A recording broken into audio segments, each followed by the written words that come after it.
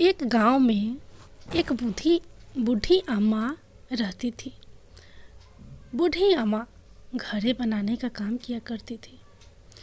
वह सुंदर सुंदर घड़े बनाती और उन्हें बाजार में बेचकर अपना गुजारा करती थी। उसे बूढ़ी अम्मा के दो बेटे थे। रघु बहुत अहंकारी और घर में हाथ न बटाने वाला लड़का था, लेकिन चंदन अपनी माँ से बड़ा प्रेम करता था और वह अपने माँ के साथ घड़े बनाने में मदद करता था। उसने अपने दोनों बेटों को अपने पास बुलाया और बोली, बेटा, मेरी तबीयत बहुत ज़्यादा खराब है, इसलिए मैं मटकी नहीं बना सकती। तुम दोनों भाई मिलकर इस काम को संभाल लो और मटकी बनाकर बाजार में बेच आया करो। इतना सुनते ही रघु चिल्ला उठा और बोला, नहीं नहीं, मेरे बस की यह फालतू के काम नहीं है, यह काम नहीं करूँगा, मुझे बहुत काम है।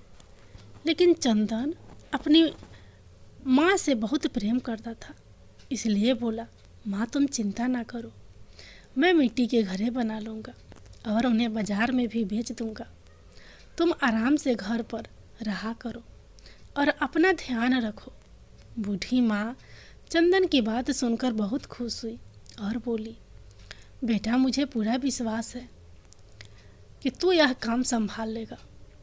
अगले दिन से ही चंदन मिट्टी के घड़े बनाने में मग्न हो गया। वह मिट्टी के घड़े बनाता, उसमें सुंदर रंग भरता और उन्हें फिर बाजार ले जाकर बेचता था। तो रास्ते में एक औरत मिली और चंदन को रोकते हुए बोली, भाई, यहाँ से एक बूढ़ी अम्मा रोज मटके लेकर बाजार जाती है, क्या अब वह नहीं आई? इतना सुनकर चंदन बोला, मैं उनका बेटा हूँ, मेरी माँ की तबीयत थोड़ी खराब है, इसलिए आज से ही घड़े बेचना मेरा काम है, मैं घड़ा बेचा करूँगा। उस औरत ने एक घड़ा ले लिया और बोली, लेकिन मेरे पास इसके पैसे नहीं हैं। चंदन बोला, कोई बात नहीं, आप यह घड़ा ले लो, यह मेरे हाथों का बना पहला घड़ा है, इसलिए आपका जब मन करे तब मुझे इसके पैसे दे देना। वह औरत घड़ा लेकर वहाँ से चली गई और चंदन भी अब बाजार पहुँच गया। वह बाजार में जाकर जोर जोर से आवाज़ें लगाने लगा, कोई घड़ा ले लो, मिट्टी का घड़ा ले लो, सुंदर सुंदर रंग बिरंगा घड़ा ले लो। लेकिन उस दिन किसी ने भी चंदन का घड़ा नहीं खरीदा। सुबह से शाम हो चली, लेकिन चंदन का एक भी घड़ा नहीं बिका। यह सब देखकर चंदन का माँ बड़ा दुखी हुई। घड़ा आज किसी ने नहीं खरीदा क्या? मेरे घड़े अच्छे नहीं दिखते। तब बूढ़ी अम्मा बोली, नहीं मेरे बच्चे, तेरे घड़े बहुत सुंदर हैं, एक ना एक दिन ये सबको पसंद आएंगे, लेकिन तू हिम्मत ना हारना, ऐसे ही घड़े बनाते रह और बाजार लेकर जाता रह। चंदन बोला, ठीक है माँ, मैं कल इससे भी सुंदर घड़े बनाऊंगा, क्या पता वो सबको पसंद आ जाए। अगली सुबह फिर से चंदन ने घड़े बनाए और फिर से उन्हें बाजार बेचने निकल पड़ा। वह औरत कल की तरह फिर से चंदन को मिली और बोली, आज भी मुझे एक घड़ा दे दो। चंदन ने फिर से उन्हें एक घड़ा दे दिया, लेकिन उसके बाद वह औरत बोली, मेरा बेटा, मेरे पास आज भी तुझे देने के लिए कुछ नहीं, तो क्या मैं यह घड़ा फ्री में ले जाऊं? चंदन बोला, कोई बात नहीं, आप यह घड़ा ऐसे ही रख लो। और वहाँ से वह बाजार चला गया। बाजार में जाकर थोड़ी देर तो चंदन की दुकान पर कोई भी नहीं आया। लेकिन आधे घंटे बाद ही वहाँ ग्राहकों की लाइन लग गई और देखते ही देखते चंदन के सारे घड़े बिक गए। आमदनी हो चुकी थी। वह जल्दी जल्दी अपने घर गया आया और उन पैसों को अपनी माँ को देते हुए बोला, माँ, आज मैं बड़ा खुश हूँ, मेरे सारे घड़े बिक गए। माँ, मेरे सारे घड़े बिक गए। अपने बेटे की ये प्रसन्नता देखकर माँ भी खुशी हुई और बोली, लेकिन ये पैसे तू ही रख ले बेटा, ये तेरे समय में काम आएंगे। मैं इन्हें रख कर क्या करूँगी। चंदन ने वो पैसे अपने अलमारी में रख दिए, लेकिन यह सब रघु देख रहा था। उसने सोचा, माँ चंदन की इतनी तारीफ करती है, आज मैं इसके पैसे चुरा कर भाग जाऊंगा। जब रात को चंदन और चंदन की माँ सो रहे थे, तब रघु ने उसके अलमारी से वह पैसे निकाले और सारे ऐसे ही उठा लिए।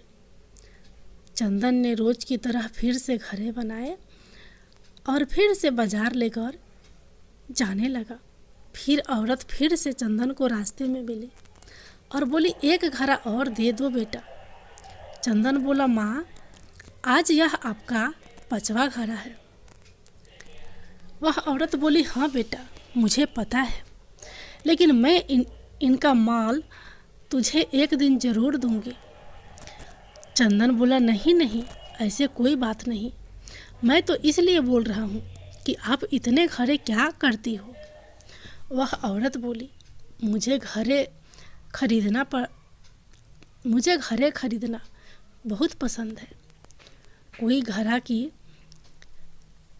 अब तो चंदन का माँ बड़ा उदास रहने लगी कि ना जाने क्यों अब मेरे घड़े नहीं बिकते।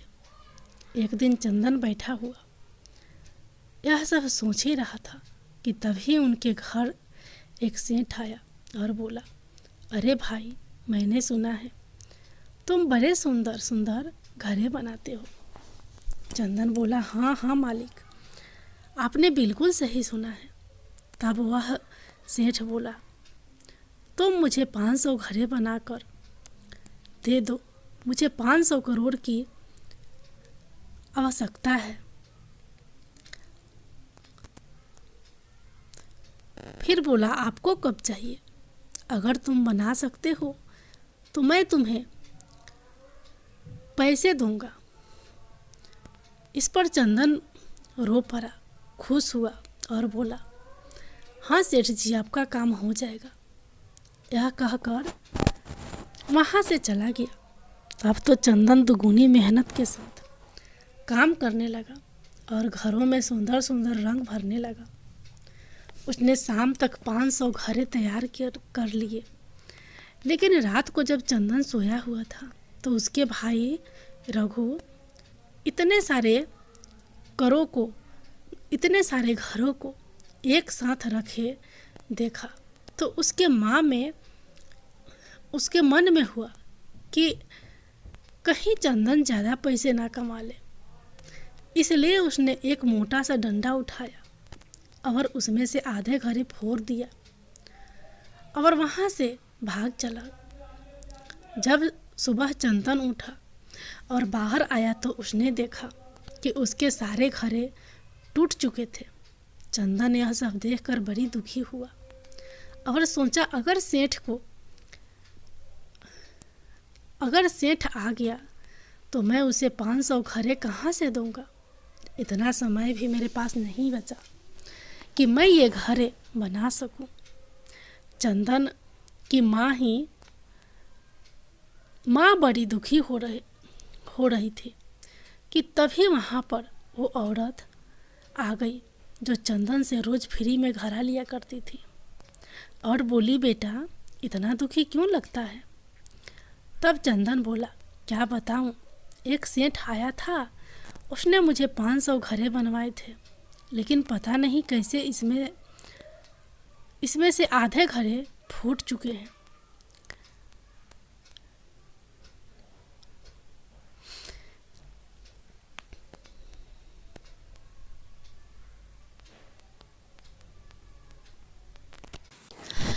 चंदन बोला, अगर सेठ आएगा तो मैं उसे 500 घड़ा कहाँ से दूंगी। उसी टाइम वो औरत बोली, कोई बात नहीं बेटा, तू चिंता मत कर, मेरे साथ चल, क्या पता तेरी समस्या का हल वहीं मिल जाएगा। चंदन उस औरत के पीछे पीछे चल दिया। वो औरत एक जगह पर ले गई जो चंदन से हर रोज मटका लिया करती थी। उस जगह पर सारे मटके रखे हुए थे। चंदन को देख के होश उड़ गया। सारे घड़े सोने चांदी से भरे रखे थे, जो घड़े वह औरत रोज चंदन से लिया करती थी। चंदन बड़ा हैरान हुआ और उत्सुकता से पूछने लगा, इनमें सोना चांदी कैसे भरा है। तभी वह औरत एक बूढ़ी माँ में बदल गई और बोली कि मैं हकीकत में ऐसी दिखती हूँ। यह सब देखकर चंदन बड़ा हैरान था, उसे कुछ भी समझ नहीं आ रहा था। तब वह बोला, अरे आप तो अभी जवान थी, फिर बूढ़ी अम्मा कैसे बन गई। तब वह औरत बोली, बेटा मेरा सही रूप यही था, लेकिन एक बार जब मैं अपने घर में काम कर रही थी तो एक बूढ़े बाबा मुझे मिलने आए और बोले कि मुझे भूख लगी है। तब मैंने भी एक दिन मेरे घर में एक बूढ़े बाबा आए थे, मुझसे मिलने आए थे और बोले कि मुझे भूख लगी है। तब मेरे घर में चार चावल के दाने के सिवा और कुछ न था। मैंने उसी चावल से खीर बनाई और बाबा को खिलाई। फिर बाबा ने बनाई और उन बाबा को खिला दी। तब बाबा बड़े प्रसन्न हुए और उन्होंने मुझे एक बार मांगने को कहा। तब मैंने वापस से कहा कि मेरे शरीर को कभी भी बूढ़ा ना होने देना, मैं औरों के सामने हमेशा जवान दिखती रहूं। तब बूढ़े बाबा ने मुझे ये आशीर्वाद तो दे दिया, लेकिन बोले कि तुम दूसरों के सामने हमेशा जवान ही दिखती रहोगी, लेकिन जिस दिन तुम्हारी उम्र पूरी हो जाएगी उस दिन तुम अपने असली रूप में आ जाओगी। और मैं तुम्हें इसके साथ साथ एक आशीर्वाद और भी देता हूँ कि तुम्हारे घर में जो घड़े हैं सारे सोने चांदी से भर जाएंगे। तुम्हें अब अपने जीवन में कोई कष्ट नहीं होगा, लेकिन जब तुम्हारी उम्र पूरी हो जाए तो तुम यह सब घड़ा एक ईमानदार व्यक्ति को दे देना। मैं तभी से रोज घर घर जाके मटके खरीदती थी, लेकिन मुझे ऐसा कोई मटका अब तक नहीं मिला जिसमें मैं यह धन रखूं और वह दुगुना हो जाए। एक दिन मुझे तुम मिल गए और जब मैं तुम्हारा दिया हुआ घड़ा घर पर लाई और उसमें मैंने सोना चांदी रखा तो यूँ देखते ही देखते दुगुने हो गए।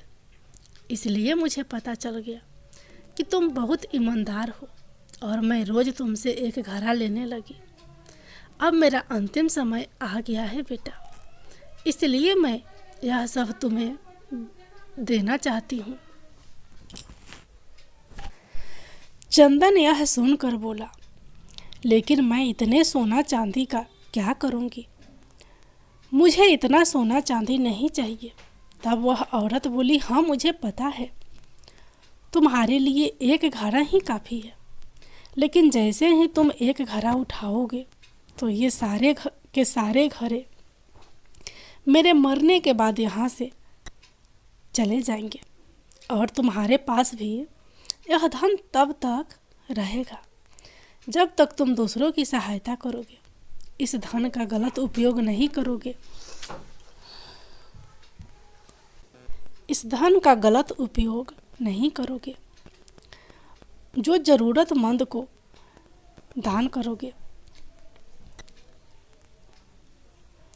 तब चंदन बोला, मैं ऐसा ही करूँगा, मैं हर गरीब की सहायता करूँगा और कभी भी इस धन का दुरुपयोग नहीं करूँगा। अपनी माँ को दिखाए तब वहाँ रखे भी